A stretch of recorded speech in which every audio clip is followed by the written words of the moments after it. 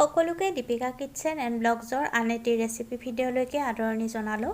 আজি আপোনালোকৰ বাবে ফুলকবিৰ নিৰামিষ ৰেচিপি এটা লৈ আহিলোঁ। আশা কৰোঁ আপোনালোকে ভিডিঅ'টো শেষলৈকে চাব আৰু চাই ভাল পালে ভিডিঅ'টোত লাইক, কমেণ্ট, শ্বেয়াৰ আৰু চেনেলটো ছাবস্ক্ৰাইব কৰি কাষত থকা বেল আইকনটো প্ৰেছ কৰি অন কৰি থ'বলৈ একেবাৰেই নাপাহৰিব। আৰু যিসকলে মোক আগতেই ছাবস্ক্ৰাইব কৰি মোক সঁহাৰি জনাইছে তেওঁলোকক মোৰ ফালৰ পৰা বহুত ধন্যবাদ জ্ঞাপন কৰিলোঁ। আৰু আজিৰ ৰেচিপিটো চাই যদি ভাল পায় তেন্তে বন্ধু বান্ধৱীৰ সৈতে শ্বেয়াৰ কৰি দিব। তেন্তে আহকচোন ৰেচিপিটোৰ মাজলৈ আগবাঢ়ো। ফুলকবিৰ নিৰামিষ ৰেচিপিৰ বাবে ফুলকবি সৰু সাইজৰ এটা কাটি ল'ব লাগিব। ভালকৈ ধুই ল'ব ফুলকবিখিনি। এতিয়া কেৰাহী এটাত পানী দি দিব আৰু অলপমান নিমখ দি দিব। তাৰ পিছত কাটি লোৱা ফুলকবিখিনি দি 50% সিজাই ল'ব লাগিব।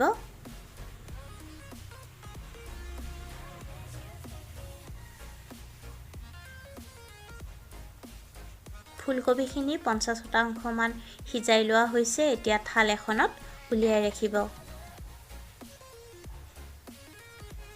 এতিয়া এটা বাটিত 1 কাপ দৈ লৈ ল'ব। সোৱাদমতে নিমখ, হালধি গুড়ি, জিৰা গুড়ি আধা চামুচ, ধনিয়া গুড়ি সৰু চামুচেৰে 1 চামুচ আৰু কাশ্মীৰী ৰেড চিলি পাউডাৰ দি দিব আৰু তাৰ পিছত ভালকৈ দৈখিনি মছলাৰ সৈতে ফেটি ল'ব লাগিব। এতিয়া তাত কাজুৰ পেষ্ট দি দিব লাগিব আৰু তাৰ পিছত ভালকৈ মিহলাই লৈ সিজাই লোৱা ফুলকবিখিনি ভালকৈ মিহলাই ল'ব লাগিব আৰু 10 মিনিট সময় ঠিক তেনেকৈ ৰাখিব লাগিব।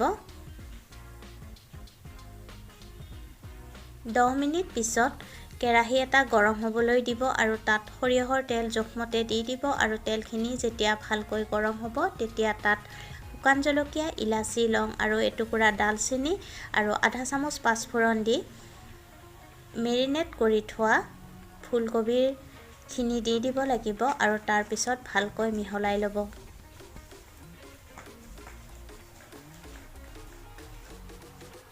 এতিয়া ঢাকনিখন লগাই দিব 10 মিনিটৰ কাৰণে আৰু মাজে মাজে কিন্তু লৰাই থাকিব। 10 মিনিট পিছত ঢাকনিখন গুচাই পুনৰ আটাইখিনি ভালকৈ মিহলাই ল'ব।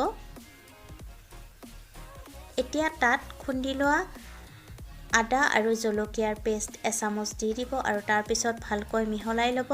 একেলগতে গৰম মছলা গুড়ি 1 চামুচ সৰু চামুচেৰে দি দিব আৰু গৰম মছলাখিনি দিয়াৰ পিছতো ভালকৈ মিহলাই পুনৰ 2 মিনিট মানৰ কাৰণে ঢাকি ৰাখিব।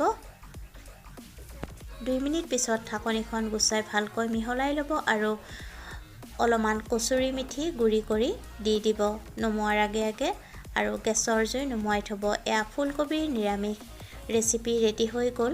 মোৰ এই ৰেচিপিটো চাই যদিহে আপোনালোকৰ ভাল লাগিছে তেন্তে ভিডিঅ'টোত লাইক, কমেণ্ট, শ্বেয়াৰ আৰু চেনেলটো ছাবস্ক্ৰাইব কৰি কাষত থকা বেল আইকনটো প্ৰেছ কৰি অন কৰি থ'বলৈ একেবাৰেই নাপাহৰিব। তেতিয়াহে মোৰ আহিবলগীয়া ভিডিঅ'ৰ নটিফিকেশ্যনবোৰ আপোনালোকে সৰ্বপ্ৰথমে পাব। আপোনালোকে এই ৰেচিপিটো ভাত, ৰুটি, পৰঠা আদি সকলোৰে লগত পৰিৱেশন কৰিব পাৰিব। পুনৰ উপস্থিত হ'ম এটি নতুন ভিডিঅ'ৰ সৈতে। আজিলৈকে আহিলোঁ। ভিডিঅ'টো শেষলৈকে চোৱাৰ বাবে আপোনালোকক বহুত ধন্যবাদ জনালোঁ।